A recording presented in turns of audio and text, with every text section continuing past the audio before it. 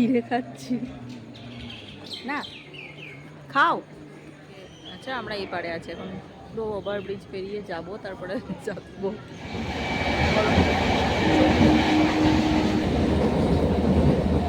আমার কই কখন থেকে লেবু, বড়া ভাজা, মানে কিসের বড়া? হ্যাঁ, ডালের বড়া। রাধে কৃষ্ণ বন্ধুরা, কেমন আছো তোমরা? আশা করছি তোমরা খুব ভালো আছো, ভগবানের আশীর্বাদে আমিও খুব ভালো আছি। তো অনুসূয়া অধিকারী চ্যানেলে নতুন একটি ভিডিওতে তোমাদের আবার অনেক অনেক স্বাগত জানাই। আমি অনেক দিন পর আবার একটা লং ভিডিও বানাচ্ছি, একদম টাইম হয় না বলে শুধু শর্টগুলোই দিতে পারি, লং আর দিতে পারি না। তো যাই হোক, তো ভিডিওটা যদি কোথাও একটুও ভালো লেগে থাকে তাহলে অবশ্যই যেন পুরোটা দেখো, আর লাইক কমেন্ট শেয়ার করে দিয়ে আমার পাশে থেকো। তোমাদের জন্যই আমি মানে একটু একটু করে এগোতে পারছি। তো প্লিজ, তোমাদের সাপোর্ট ছাড়া তো আমি এগোতে পারবো না, তো প্লিজ পাশে থেকো। এটা হচ্ছে কালকের ভিডিও। কালকে আমি অনেক দিন পর আবার বাপের বাড়ি এসেছি। তো আসার সময় আর কি ভিডিওগুলো তুলেছি, ছোটো ছোটো একটু ক্লিপ নিয়ে আর কি। তো আসার সময় কিভাবে এলাম আর বাড়ি এসে কী কী করলাম সেই সব নিয়েই আজকের ভিডিওটা। তো সেটা দেখতেই পাচ্ছ তোমরা। তো স্টেশনে চলে এসেছিলাম একটু আগাম। তো সকাল থেকেই আর কি ব্লগটা শুরু করেছি। সকালবেলায় ওই 7টার দিকে বেরিয়েছিলাম বাড়ি থেকে। তো দেখলে রাস্তাতে, তার জন্য বাইকে এসে তারপরে স্টেশনে এসে আর কি ট্রেন ধরা। তো এই ট্রেনটা আমার যাওয়ার নয়, দেখতেই পাচ্ছ এই দিক থেকে আমি তুলছি, এদিকে বসে আছি। এটা আগের ট্রেনটা। তো আগের ট্রেনটা বেরিয়ে গেল ইন্টারসিটি। এটা কিন্তু আমরা গেলে যাওয়া যেত, কিন্তু এত ভিড় হয় ওই জন্য আমরা ও বললো আর রিস্ক নিইনি আর কি। তো ওটার একটু পরেই আমাদের ট্রেনটাও আছে। তো এবার ওভারব্রিজ দিয়ে নেমে যাচ্ছি ওটাতে উঠবো বলে। তো একটা মেয়ের কাছে যে তার বাবা মা কী, সেটা তো এমনি বিয়ের আগে একরকম, অনেক কষ্ট করে অনেক বাধা পেরিয়ে একটা মেয়ে বা ছেলেকে একটা বাবা মা মানুষ করেন। তো মেয়ের ক্ষেত্রে সেটা বেশি আর কি কষ্টটা হয়, কারণ পরে পুরোপুরি তিনি বাবা জানে যে পরের জন্য আর কি মানুষ করছে মেয়েটাকে। তো কী আর করা যায়। দেখো এখন আমাদের ট্রেনটা চলে এসছে। তো যেটা বলছিলাম, তো মানুষ করে পড়াশোনা করিয়ে সব কিছু করে অন্যের জন্য তৈরি করা।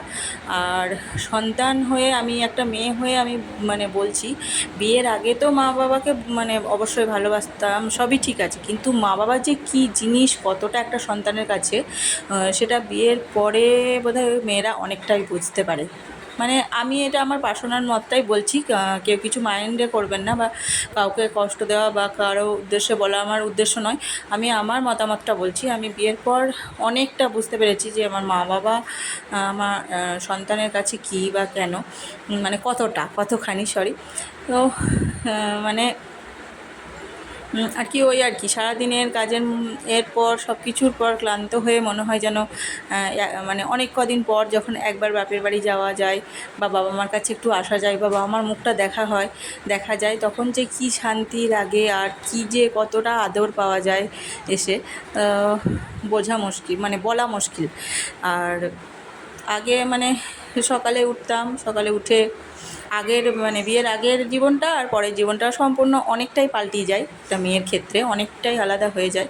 তো আগে যেমন সকালে উঠতাম, নিজের পড়াশোনা বা এটা ওটা করে, পড়াশোনা করে নেওয়ার পর একটু শোয়া বসা, মা কত বকতো, টাইমে খেয়ে নে ওঠ।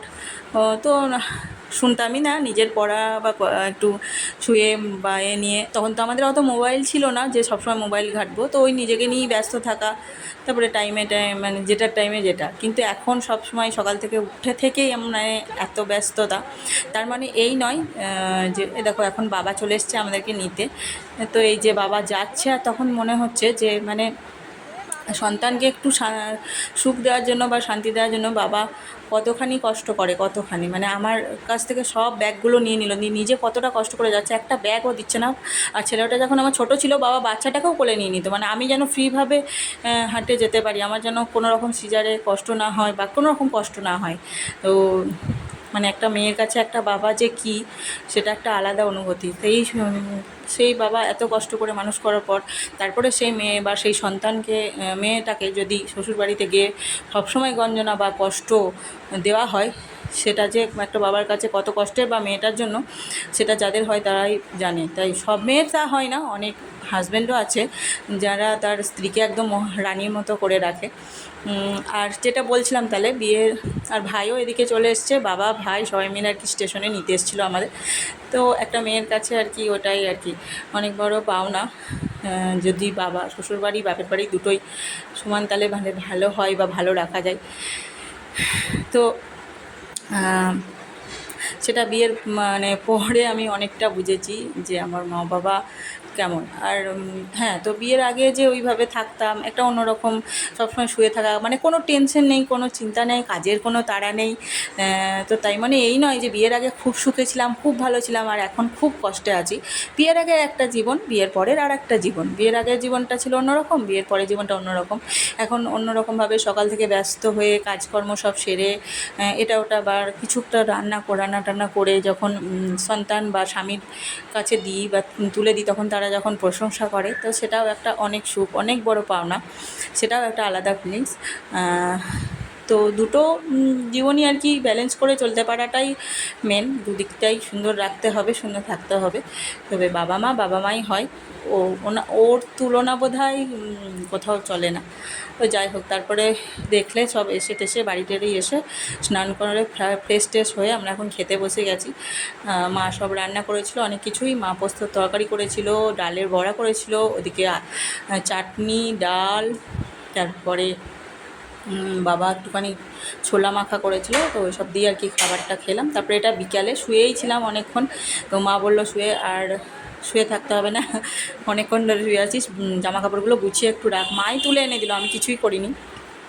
তো তাই জন্য একটুখানি জামাগুলো গুছিয়ে টুছিয়ে রাখছি। ওগুলো সব পরে এসেছিলো, ব্যাগে অনেক কিছু ছিল, সেগুলো সব কেচে দিয়েছিলাম। তো শুকিয়ে গেছে, এখন পাট করে ভাঁজ করে রেখে দিচ্ছি। তো দেখতে থাকো। তো তারপরে কুচি টুচি নিয়ে দেখো, সন্ধেবেলায় ও লিচু নিয়ে দাঁড়িয়েছে, দেখতে থাকো। তো এটা সন্ধেবেলায় ও লিচু খাচ্ছে আর আমি একটুখানি ভিডিও করেছিলাম রিলসে দেবো বলে। তো খুব একটা ভালো ওঠেনি ভিডিওটা বলে আর রিলসে দিইনি, ওই নিয়ে আর কি বকবক করছি। তারপরে মা সন্ধে দিয়ে এসে আমাকে দিয়ে দিল প্যারা, কলা, আলু ভাজা দিয়ে একটু টিফিন করে নিলাম। বেশ ভালোই লাগছিলো। তো টিফিন করতে করতে আজকের ব্লগটা শেষ করছি। ভালো লাগলে অবশ্যই পুরোটা দেখো আর শেষ পর্যন্ত থাকার জন্য অনেক ধন্যবাদ। টাটা।